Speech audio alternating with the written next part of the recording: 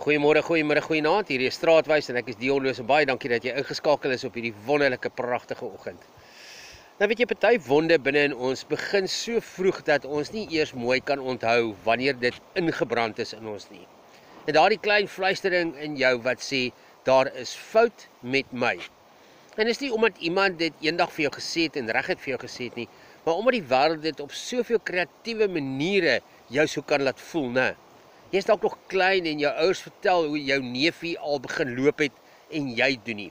En op skoolbanke lees die maatjie langs jou mossie en baas vinniger as wat jy dit doen. En op die sportveld hardloop iemand vinniger as jy en spring hoër en hulle kry al die medaljes en hulle kom in die aflosspan en jy nie. En later ontmoet jy die meisie met die mooi poniesterte en jy skryf vir haar 'n briefie, maar sy kies iemand anders. Jy trek dalk mooi aan vir 'n garage party, maar niemand vra jou om te dans nie. En dan, wanneer almal begin ook om vir jou te vra wat jou planne vir jou toekoms is, sit jy en jy dink, hoekom lyk dit asof almal presies weet wat hulle in hulle lewens moet doen, behalwe ek? En dis waar die eerste kraakie in die lewe inkom, die narratief, die storie van jouself en oor jouself. Die storie wat jy begin glo het en die res van jou lewe met jou saamgedra het. Soos een skrywer dit gestel het en gesê, the story we tell ourselves becomes the life we live. Maar kom ons druk dit so 'n bietjie anders uit vandag en ons sit bietjie 'n ander bril op en kyk so 'n bietjie op 'n ander manier. Wat as die fout nog nooit by jou was nie? Wat as die fout by die meting was, by die vergelyking, by die tempo van iets of iemand anders wat nooit jou eie tempo was nie? Verseker het God my en jou nie gemaak om te glo dat daar fout is met ons nie. En meer nog, dat jy moet inkoop daarin om te glo wat die wêreld en die mense om jou van jou dink of van jou doen. Die Bybel herinner ons, ek loof U want U het my op 'n wonderbaarlike wyse geskep. Ja, dis wat Psalm 139 sê.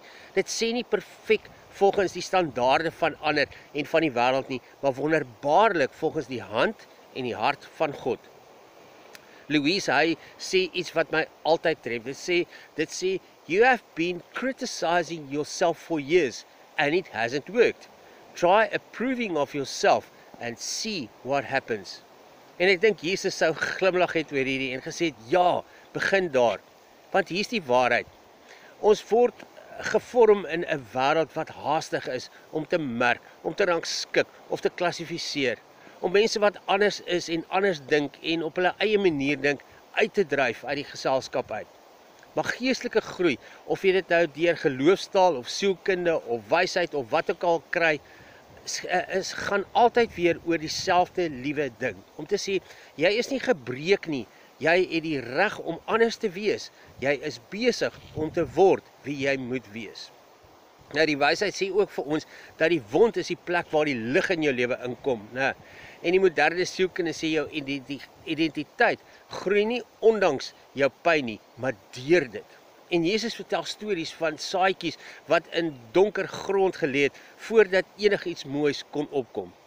So wanneer jy daardie ou bekende stemmetjie in jou kop hoor wat vir jou sê, daar's fout met my, laat dit jou nie klap of kastei nie. Sit vir 'n oombliekie net stil en luister, want daardie stem is nie die Here se stem nie. Dis nie jou siel se waarheid nie.